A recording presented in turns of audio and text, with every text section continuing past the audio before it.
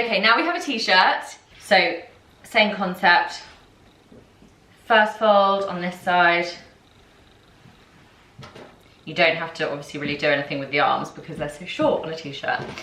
And then over again, like that. And then you're gonna go 1 and 2, and that's done.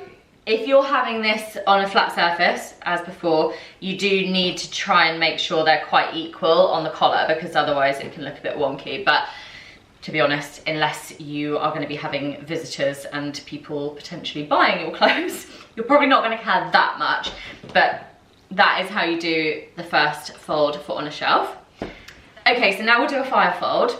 So I am going to do this quite a small one, as if you've got, say, four drawer dividers in one drawer, so you need to get them, each item, quite narrow.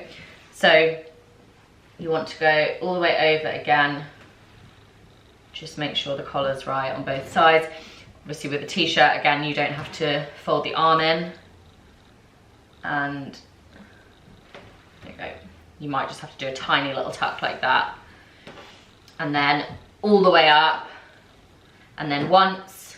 So just like that, perfect. Or, I mean, you could make it smaller. You could do 3 folds. You would just do it like in thirds instead, like that.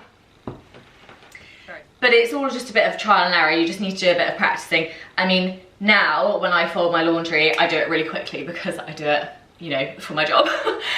But it did take me a little while to get used to it. But in the long run, it will save you time because once everything is just so neatly away, you'll save time by seeing things easily and not having to rummage around and find things. And the main benefit is that you can just fit so much more into your drawers when they're file folded.